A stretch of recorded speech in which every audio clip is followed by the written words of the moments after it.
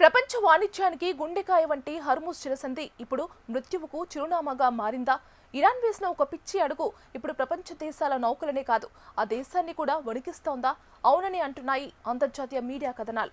శత్రు దేశాల నౌకలను అడ్డుకోవాలని ఇరాన్ వేసిన సముద్ర బాంబులు ఇప్పుడు ఆ దేశానికి చుట్టుకున్నాయి. అసలు హర్ముజ్ జలసంధిలో ఏం జరుగుతోంది?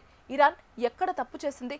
హర్ముజ్ జలసంధి మార్గంలో వెళ్లే షిప్పులపై పూర్తి నియంత్రణ సాధించాలని ఇరాన్ భావించింది. అందుకోసం సముద్ర గర్భంలో సీ మైన్స్ అంటే సముద్ర బాంబులను అమర్చింది. అయితే ఇక్కడే అసలు ట్విస్ట్ ఉంది. హడావిడిగా ఈ బాంబులను అమర్చే క్రమంలో అవి ఎక్కడెక్కడ ఉన్నాయో గుర్తించే ఖచ్చితమైన మ్యాప్ను సిద్ధం చేసుకోవడంలో ఇరాన్ విఫలమైందని అమెరికా మీడియా కోడైకొస్తుంది. సముద్రపు అలల ఉధృతికి ఈ బాంబులు ఒకచోట ఉండవు.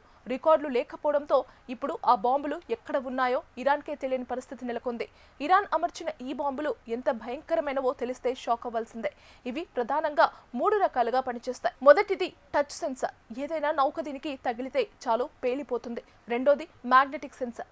నౌకలోని ఇనుప భాగానికి ఉండే అయస్కాంత క్షేత్రం తగిలినా ఇది బ్లాస్ట్ అవుతుంది. ఇక మూడోది సౌండ్ సెన్సార్. షిప్ ఇంజిన్ శబ్దం విన్నా ఈ బాంబు పేలిపోతుంది. ఒక్క బాంబు పేలినా భారీ నౌక సముద్రం గర్భంలో కలిసిపోవాల్సిందే. ఇప్పుడు ప్రాపర్ మ్యాప్ లేకపోవడం వల్ల ఆ మార్గంలో వెళ్లడం అంటే ఆత్మహత్య సదృశ్యమే. ప్రపంచ దేశాల చమురు సరఫరాలో హర్ముజ్ జలసంధిది కీలక పాత్ర. ఇప్పుడు ఇరాన్ చేసిన ఈ పని వల్ల ఆ మార్గం గుండా వెళ్లేందుకు షిప్పింగ్ కంపెనీలు భయపడుతున్నాయి. ఒకవేళ ఇరాన్ స్వయంగా రండి దారి క్లియర్గా ఉంది అని చెప్పినా ఎవరు నమ్మే పరిస్థితి లేదు. ఎందుకంటే ఆ బాంబులను గుర్తించి తొలగించడానికి అత్యంత అధునాతన సాంకేతికత కావాలి. మరి ఈ సెల్ఫ్ గోల్ నుంచి ఇరాన్ ఎలా బయటపడుతుంది? ప్రపంచ వాణిజ్యంపై దీని ప్రభావం ఎలా ఉండబోతుంది? వేచి చూడాలి.